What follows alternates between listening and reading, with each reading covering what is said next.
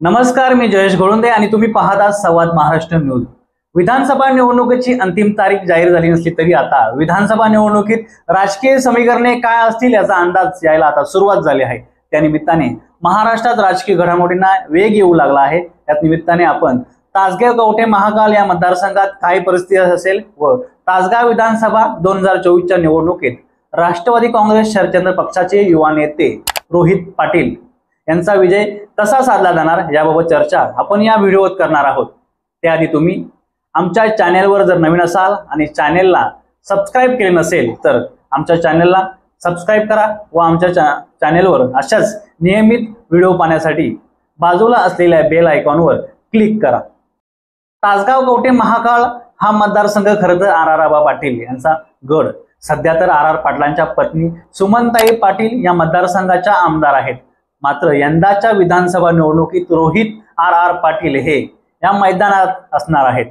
तर राष्ट्रवादी काँग्रेस पक्ष फुटीनंतर रोहित पाटील यांनी सुरुवातीपासूनच आम्ही पवारांशी एकनिष्ठ आहोत हे दाखवून देत रोहित पवार यांच्या खांद्याला खांदा लावून महाराष्ट्रभर दौरे केले व आगामी काळात राष्ट्रवादी काँग्रेसच्या आम्ही युवा शिलेदार आहोत हे दाखवून दिले होते। त्या अनुषंगानेच शरद पवारांनी रोहित पाटलांना विधानसभा निवडणुकीत उमेदवारी सुद्धा जाहीर केली आहे।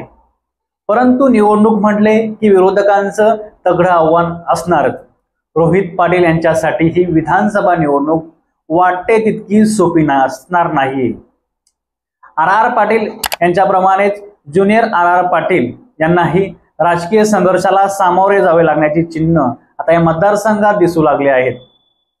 कारण रोहित पाटील यांच्या समोर तगडं आव्हान असणार आहे ते भाजपचे संजय काका पाटील यांच्यासोबतच माजी मंत्री अजित घोरपडे आणि खासदार विशाल पाटील यांचंही आव्हान असणार आहे। लोकसभेतल्या पराभवानंतर माजी खासदार संजय काका पाटील यांनी तासगाव कवठे महाकाल विधानसभा मतदारसंघावर विशेष लक्ष केंद्रित केलंय। मुलगा प्रभाकर याच्या उमेदवारीसाठी भाजपमधून ते आग्रही आहेत। तर दुसऱ्या बाजूला माजी मंत्री अजितराव घोरपडे यांनी देखील विधानसभा निवडणुकीसाठी तयारी सुरू केली आहे।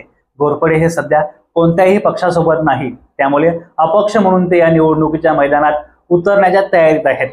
अजित घोरपडेंनी लोकसभा निवडणुकीत विशाल पाटलांना जाहीर पाठिंबा दिला होता, त्यामुळे आता त्यांच्या पाठिंब्याची परतफेड म्हणून विशाल पाटलांनी अजित घोरपड्यांच्या पाठीमागे ठामपणे उभं राहण्याचं आता स्पष्ट केलं आहे। त्यामुळे रोहित पाटील यांना विरोधकांच्या संघर्षाला सुद्धा सामोरे जावे लागणार आहे।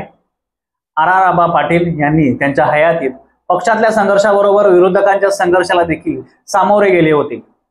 गेल्या काही वर्षी पार पडलेल्या कवठे महाकाळ नगरपालिका निवडणुकीत रोहित पाटलांना सर्व विरोधकांनी एकत्रित घेरण्याचा प्रयत्न केला होता।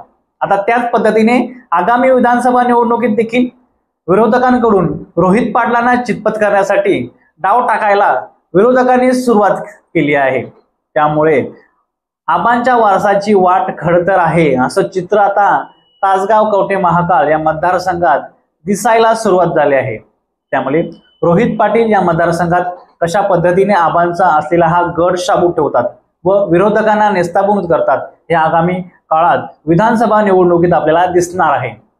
आमचा हा व्हिडिओ आपल्याला आवडला असल्यास लाईक करा व जास्तीत जास्त शेअर करा। धन्यवाद।